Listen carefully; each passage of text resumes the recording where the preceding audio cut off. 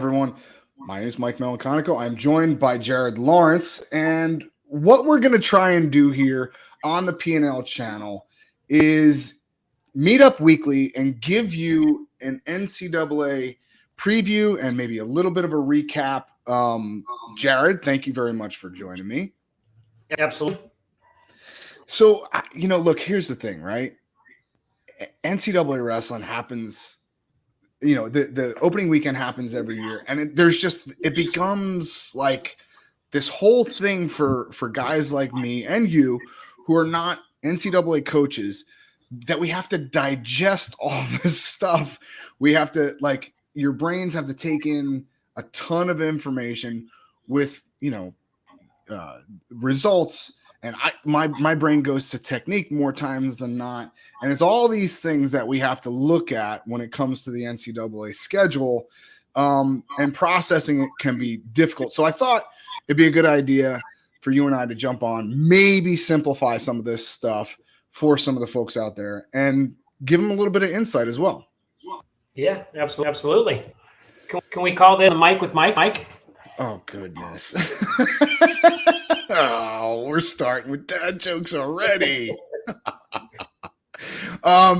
Before we went live, we did say that there was a couple duels in the last 2 days. I know Campbell wrestled. They won over Army. I think NC State beat them. Is that right? And then we did see UNC drop one to Campbell beat Army, Campbell beat Army 25-9. NC State wrestled like Presbyterian. That was a 48-0 out. Flo had 3 or 4 duels, and this was all Wednesday. Okay. Citadel, they had a couple. Little Rock had a duel. Right, and then you get Thursday, and where you're getting into a couple different bigger names, right? Where it's Oregon State, North Carolina.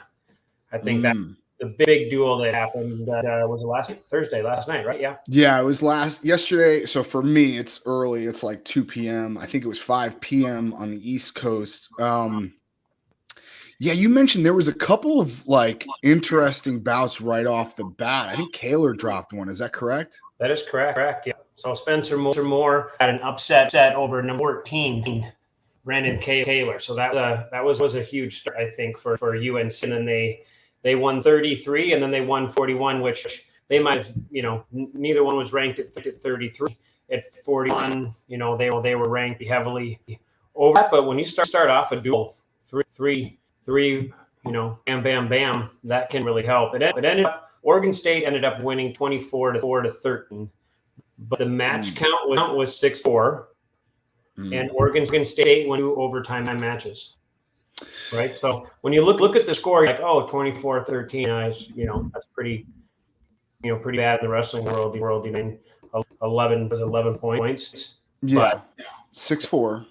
2 overtime matches. That's a 12 swing. Yeah. So yeah, I think it was closer than it was closer than I think people was, but it's a good start for the year. Okay, what do you think that says about opening weekend for a guy like Rob Cole? It's got to be encouraging. Yeah, I think so. I don't know totally where all his it's early in the year, so you just don't know if everybody is wrestling. I didn't know the lineups all that well. So you could have a couple people that are working on their management, or they're recovering from an injury.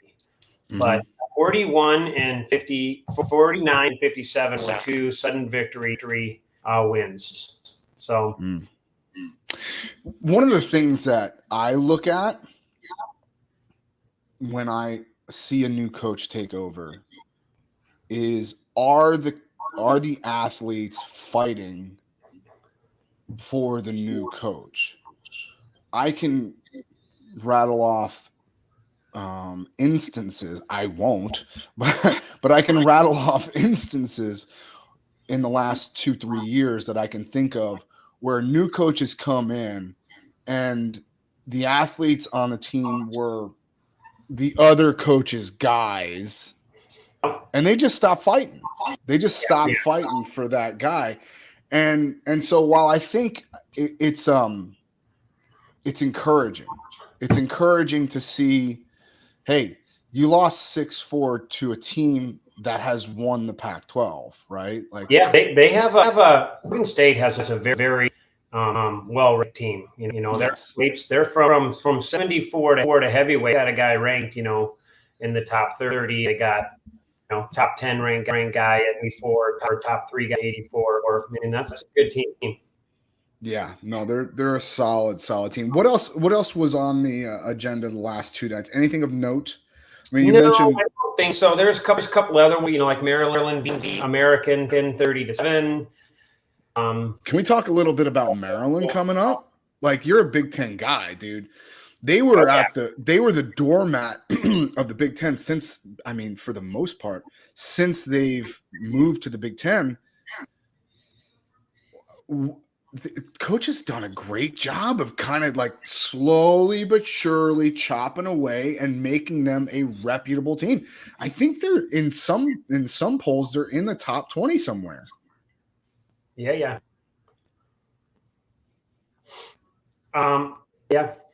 Yeah. I agree with it. We'll have to see how it totally shake out. The Big Ten just seems to be getting more and more teams in. It becomes a heck of a grind. Yeah. I'm trying to figure out if it's good or bad. Well, when you really break it down, it hurts you in your like APR, your NCAA, right? You every year we see people that you're like, wow, guy is ranked, you know, like 8th or 9th, and you have a guy you really think is better, but he's ranked 18th, but he also has six losses, but they're all to top 10 guys. It matters. But at the same time, they tend to do well with that at that NCAA tournament. It's a grind. Yeah. You know, 3 days is a grind, and so they get kind of used to that grind because your Big Ten schedule can be really hard sometimes. Where you got tournaments, you know, or you got duels that are big ranked duel. You could have a ranked match, you know, 3 in a week, personally. Yeah. Yeah, no, it takes its toll on the body too. I'd be curious to see, and I bet you these numbers are different over the course of the last 10 years as opposed to the last 50 years. But I'd be curious to see the amount of Big Ten athletes that even entertain the idea of wrestling at a senior level. Right, because some of these guys, they're just plain old done. Like, period, the end. They're just plain old done. You know, especially now with some of these guys doing a 6th year. Like, holy smokes, dude! You couldn't pay me to wrestle in the Big Ten for 6 years. Couldn't pay me enough money. You could, but you just probably, as a coach, you probably have to be aware of what that guy is, how to hold him back, doesn't need to wrestle every match. He's just a little older, so it would take some. I'm sure a lot of them are trying to figure it out. You know, and soon it'll be with, and then you won't have to worry about it. Just so many different things that are going on. 3-point takedowns now. I mean, that could change everything. For a while, you know, near fall changed everything. Even for the club level, we're like we got to be on top. Like top is a huge advantage right now. And you can score 8 points in 10 seconds. Yeah. You know, just by focusing on top. Well, if I can score 8 points in 10 seconds, right? That turn, I really go right into another turn, and I can get 8 points in 10 seconds realistically. I mean, that doesn't always happen, but it could. No, but that prospect is a thing. That prospect of it happening is a serious thing. Yeah, there's no way I can keep you down 8 times in 10 seconds. That's impossible. Right. And that's what I would have to do back with a 2-point down. So 3-point takedown. I'm curious to know how it shakes out. What I saw at 32 was a lot more stalling. And that's what's going to happen at the college level. You're going to see a takedown in the first period, and they tend to wait till the end of it. Necessarily wait till the end, but that happens. No, they do. They kind of stalled for 30 seconds to try to end the period 0. Second period, one person goes down, gets out, and then there's that whole minute, to try to figure out, hey, I got to try to look active, but technically I'm winning 3-1. I'm going to go down, and in the third period, I'm going to get out. I'm going to stall on bottom because I don't need to get out, right? So people third period were just cutting right away. They weren't trying to ride. They were cutting them right away. And now this 4-1 with, minute 30 to go. And I felt like I saw a lot more people just playing the edge because you can give up some stall calls now. See, before you got two stall, and it's now I can get stall calls. Yeah, that's a thing. And you know what you're doing. You can get away with these stall calls in a minute and a half just by drop in on a leg right on the edge. Yeah, no, for sure. Rolling a tie occasion, you get like a ball grip, a 2-1-1-1. You can kill 20 seconds. You release that. You go to another like strangle hold. I don't think it's going to be great for the sport, unfortunately.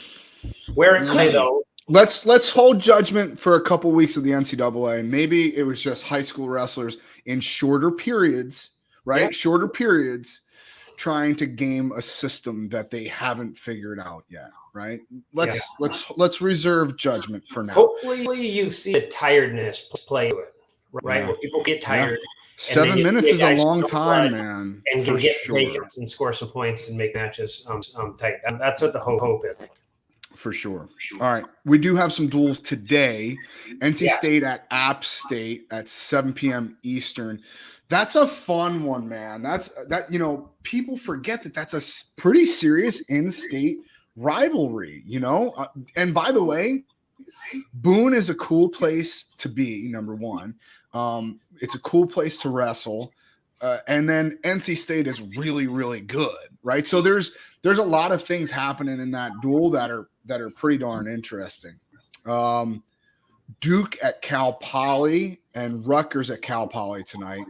The one big matchup that I thought about that was, I guess, probably the one that I was really circling for today that I really wanted to see is probably not going to happen.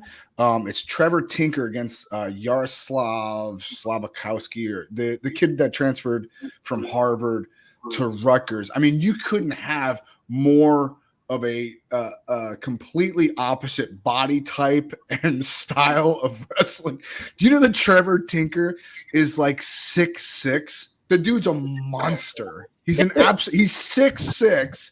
Okay. He's just this huge lumbering. I mean, he can move a little bit. Don't get me wrong, but he's this huge lumbering heavyweight. And there you have Yaroslav, who is, I think he's 5'9", if anything he's at all. He's for sure goofy, right? I mean, he's going to be, he's for sure goofy. He's for sure in overhooks and yes. He's the Okie State guy. He's the Okie State guy that just overhook and can just want to throw all the time.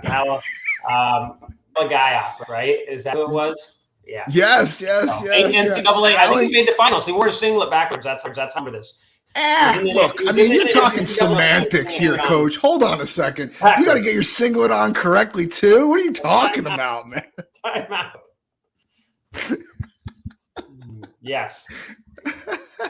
No, look, Galgaev had that we call it a wrap leg throw, right? And he had some foot sweep stuff, but you're right.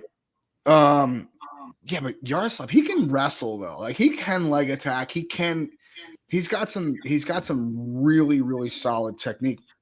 He was injured last year and change for Harvard, but the kid can flat out wrestle. And I wanted to see if there was a way that Tinker could kind of neutralize some of that stuff just by hanging on him, right? Because as much as we love to tell kids that technique and make, if you work hard enough, you can.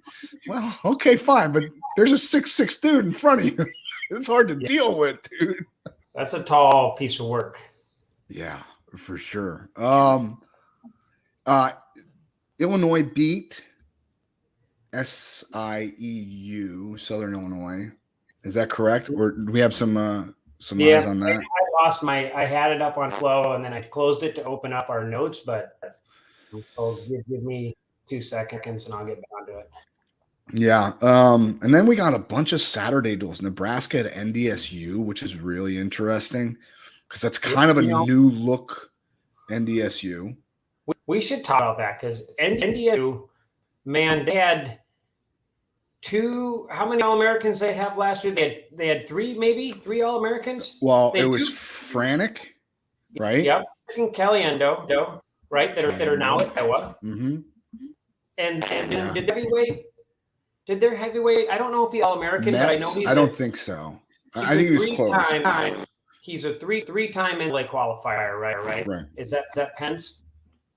That's and Metz. He was actually originally going to go to Nebraska. Is that right? He originally transferred to Nebraska because I saw a thing on it, and then he wanted to head back to the farm. I guess his 6 years. Like, nope, I'm heading back to the farm. That's for some of those guys. You got to look at maybe getting paid for the farm. You get paid for your farm and buy yourself a tree.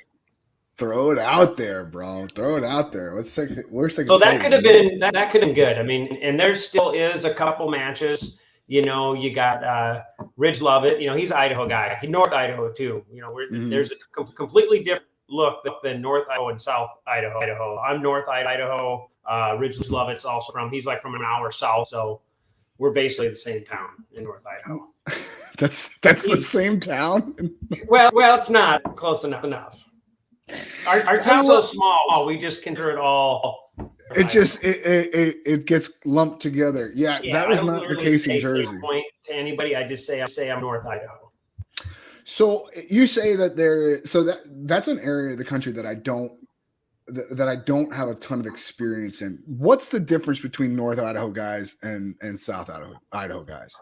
Well, it's just the is different. Basically, one that's like we're up in the Rockies, and then they're down on a little more flatter into the farmland, and then it gets really nice down there too. Southern Idaho is doing a tremendous job wrestling right now. They're doing they're doing a really good job. Chris Owens is up like IUSA, and he has done an amazing job of just bringing the entire state together. He travels all kinds of places, puts on camps, clinics, brings groups together from 3-4 hours away. They're doing really, really good things. No, look, man. I remember going to Fargo, even as a young coach, like in the early 2000s, and some of these kids from Jersey, they have a very provincial view of the sport. They really, especially where I was in Jersey. And I remember trying to explain to some of my younger athletes, like, no, you don't get it. Like pulling a guy first round from Idaho is not good. That's not a good thing. Like getting, if you pull Connecticut first round, you're doing a good job. Like you're psyched. But these guys from Idaho, first of all, they got a mullet, every one of them. Second of all, they're going to squeeze you on. They're going to squeeze you on top so hard that they have no interest in turning you. All they want to do is break your ribs, and trying to convey that to young athletes is not easy because they don't believe me.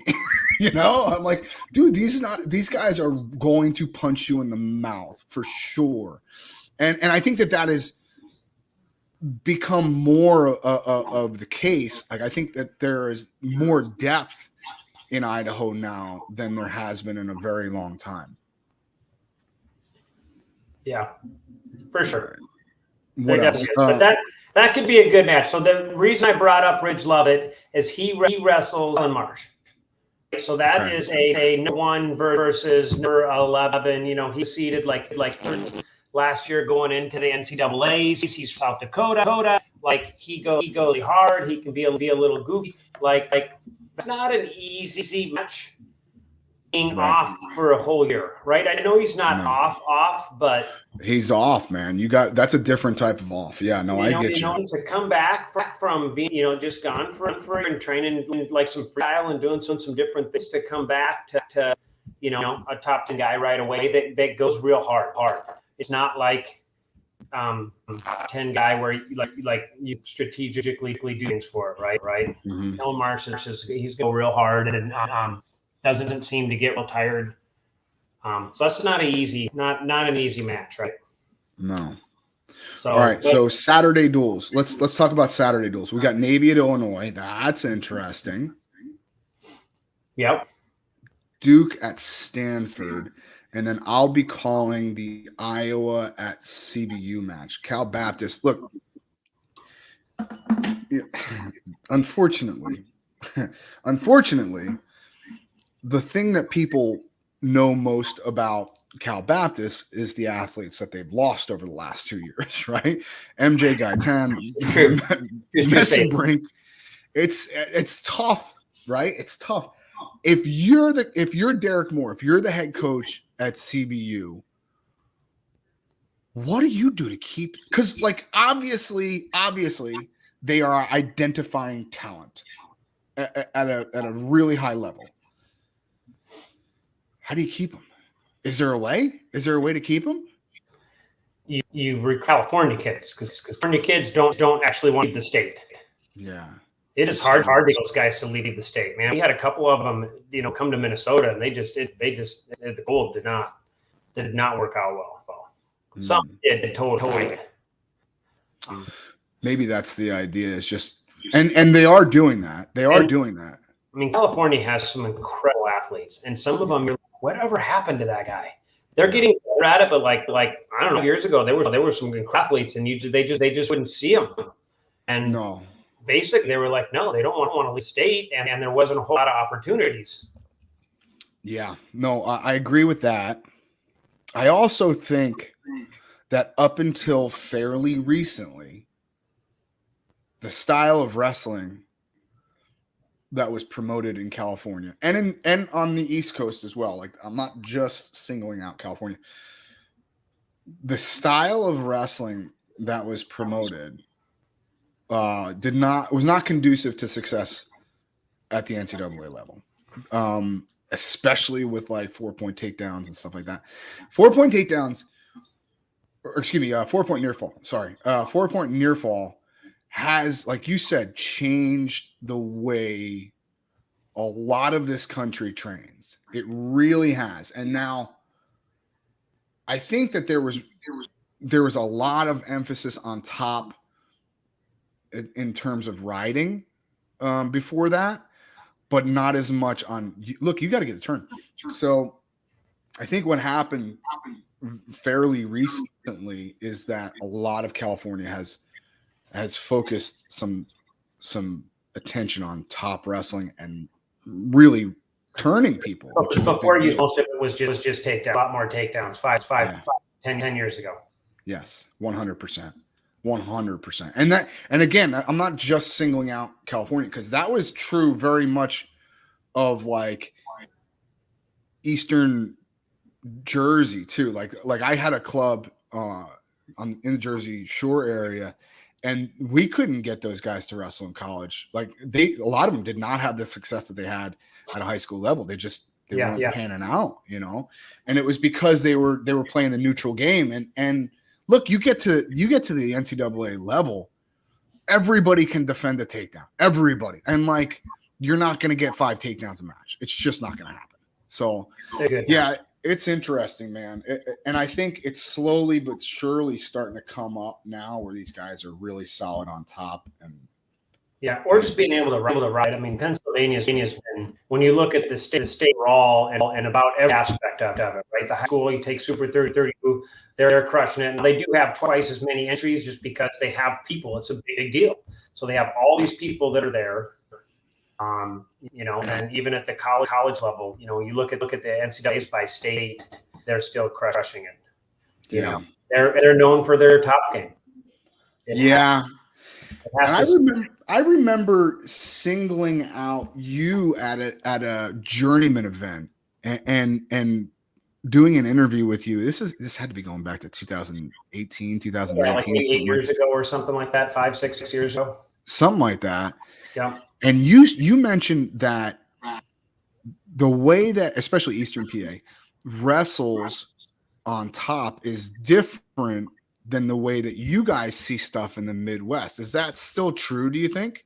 Yeah. They're just way more grittier than top with us. Like they will ride you forever. And I think for us, we ride and we get like bored, right? If we're not turning, we're like, all right, let's go back on our feet, or something like that. Cause I remember it as, like I always want to win a match, right? But at this point, like I might have been able to sneak a win out if we would have went neutral one match. And I'm like, you know what? We're down, and I think we lost because we got rid of. And I don't know if that was the right choice because you always want your athletes to win, but it was preseason, and we got our bottom. Yeah. We got to understand what people are doing it with top and that top pressure and how to meet the pressure and how to keep moving on bottom. If you can move on bottom all the time, right?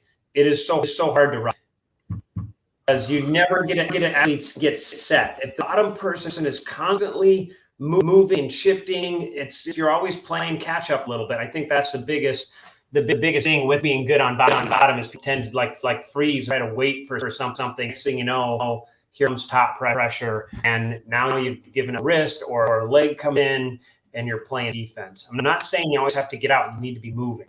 But right, I understand what you're saying. I'm actually having the opposite problem with some of my athletes right now.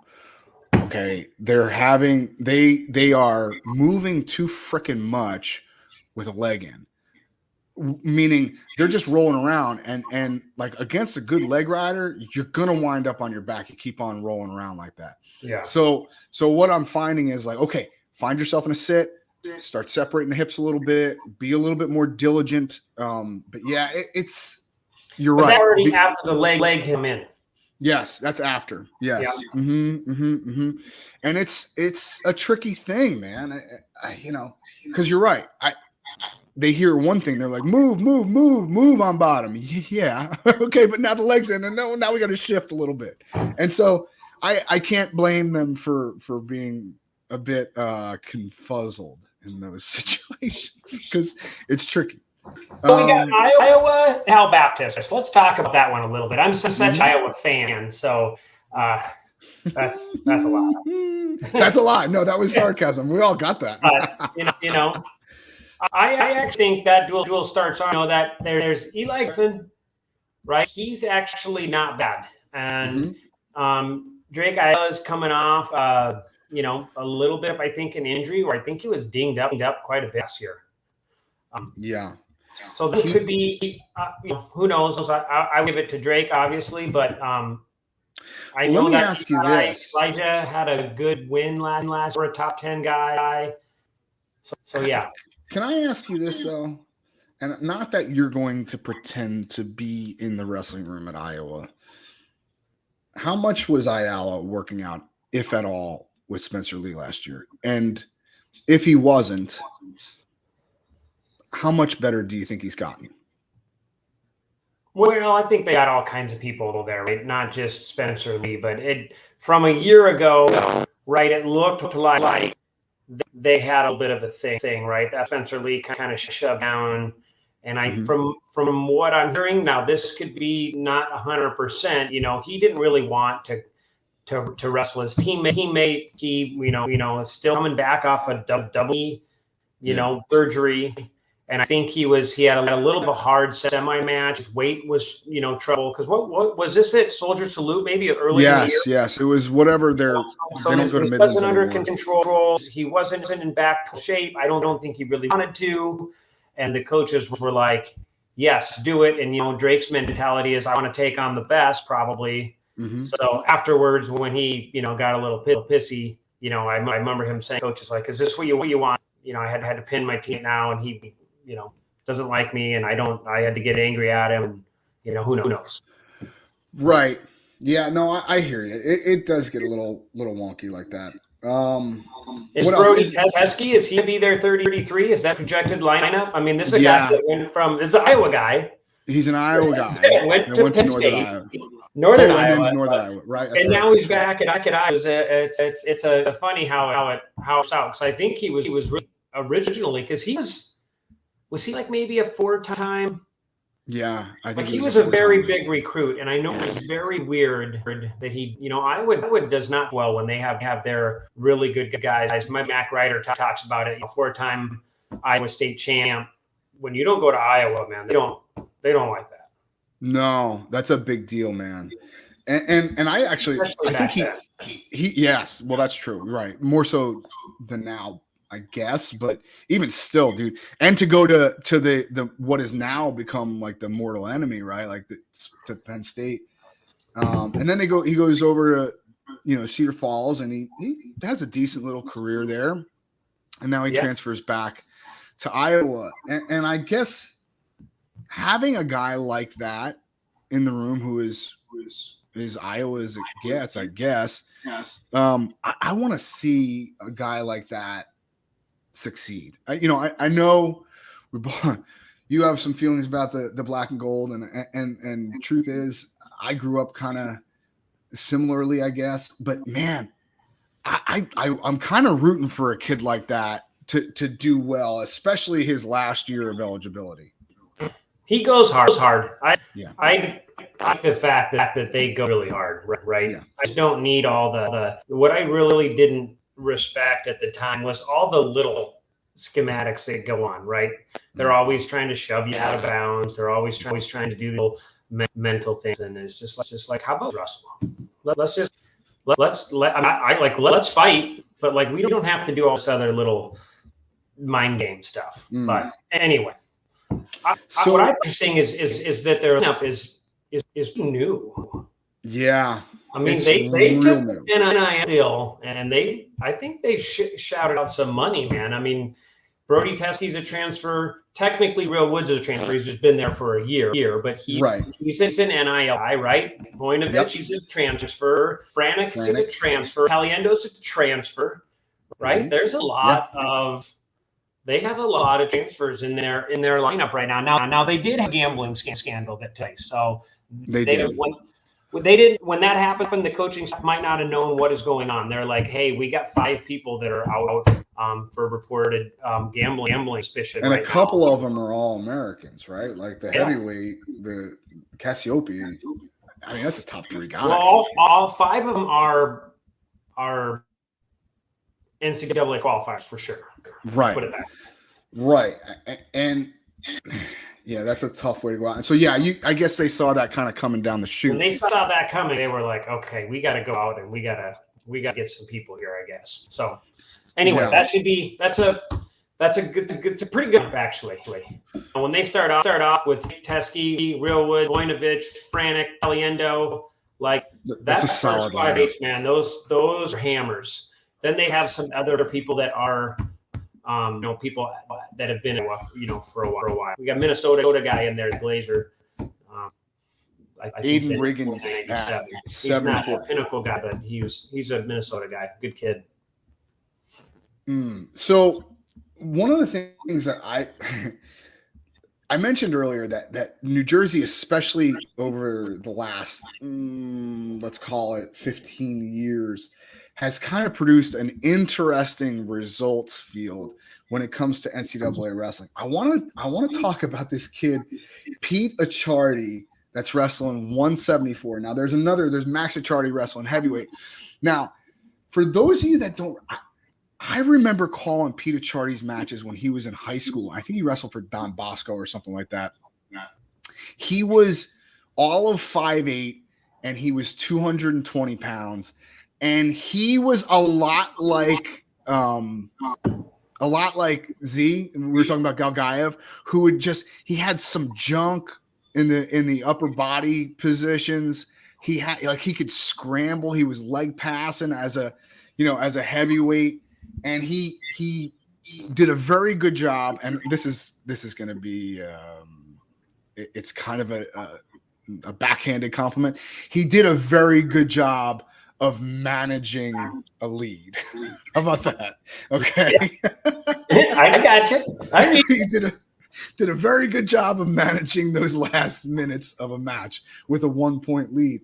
And to watch him go from probably what is a fluffy 220 down to 174 now in college.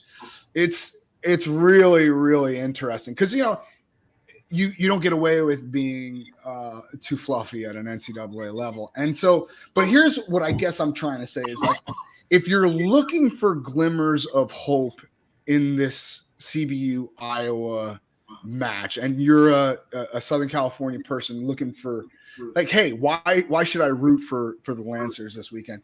This kid Achardi is fun. He's got personality. He can wrestle in certain positions. Is he going to be the guy that goes out there and gets 15 single legs? No, there's 0.0 chance of that. But the kid can wrestle in some of these funkier positions, and he will put at least widen some eyes and put some points on the board. And that's what you're looking for. They don't bring Iowa in as a home opener to catch a W, right? That's not what you're doing there. You're putting butts in the seat. You're getting excitement built around the program. And there's something to be said for that, for sure. Well, that's definitely a very that's a loaded team right there. That's a hard duel to start off with. So proud to them for taking the challenge. No question. All right. Was there anything other than Iowa State, Cleveland State on Sunday? No, I don't think dual wise, right? Dual wise, there's not few. There's a few opens. Oh, that's right. We do have opens to talk about quickly too. Yeah, we got the Southeast Open, right? Right.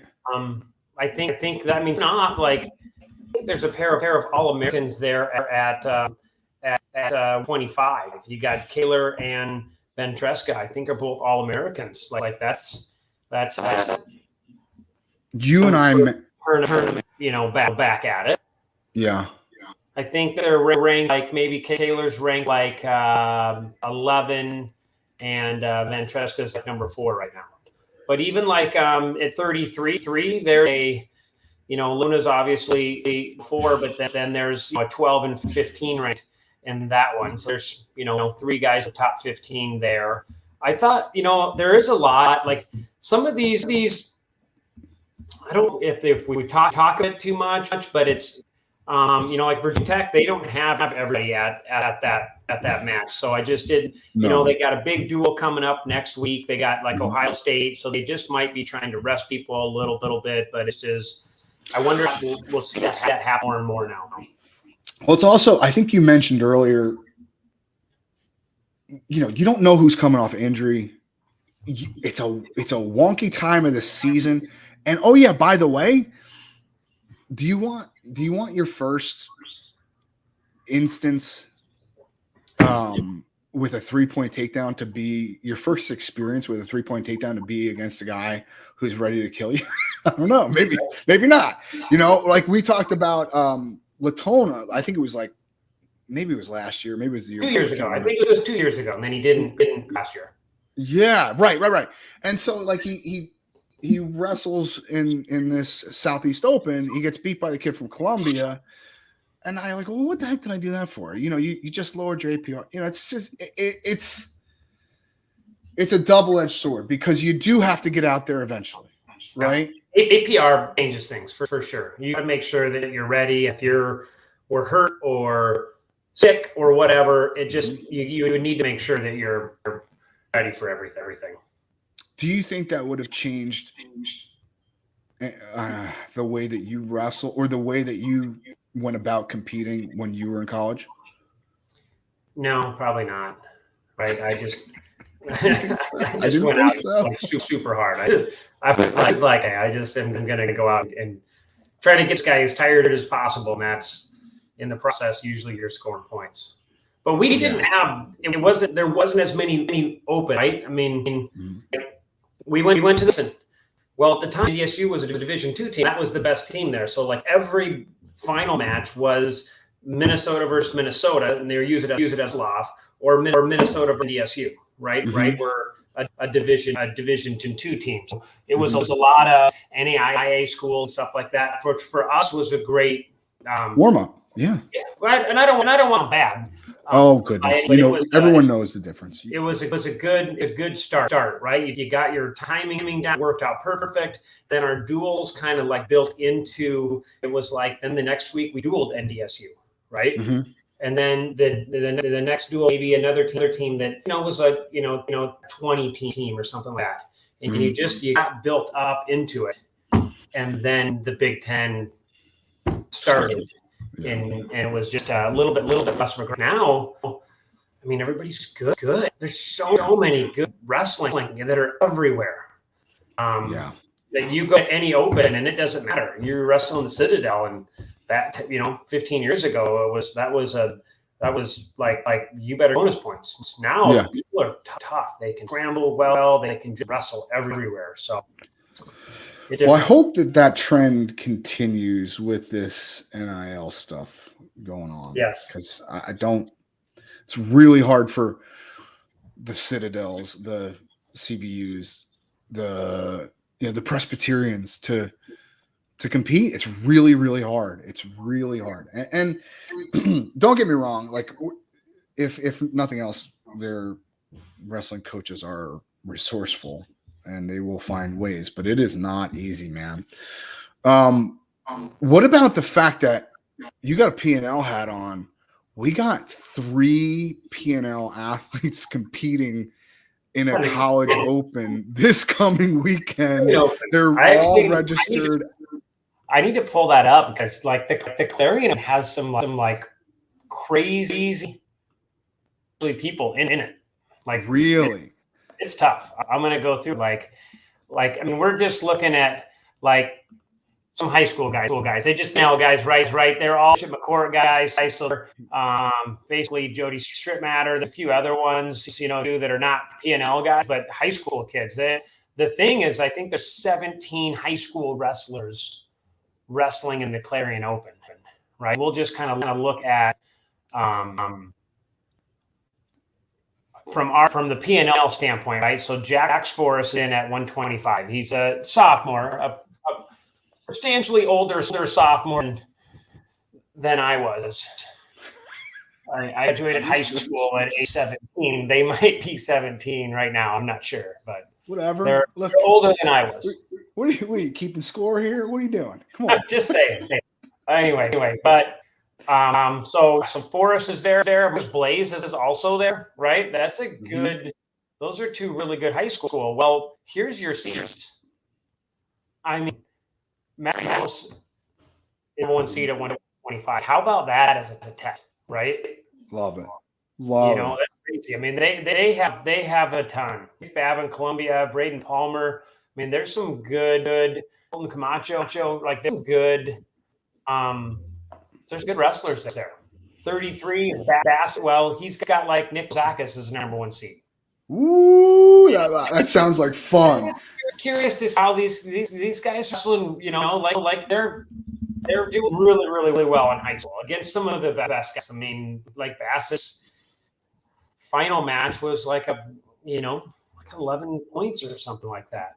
Yeah. They just doing really well. So it would be fun to see how the Clarion will work out right there. But that's a big matchup. It's just speaking of which, and this is like to take it to another level. I've been talking. So I used to train that kid Knox when I was back in Jersey. He's wrestling at the Farrell this month. That's pretty impressive too. He's going to wrestle 57K at the Farrell. Just decides, let's go a little freestyle.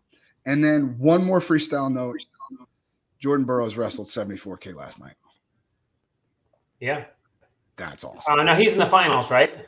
I believe he is, yes. Yeah, he hasn't his finals yet, but he right. worked his way through it, what it looked like.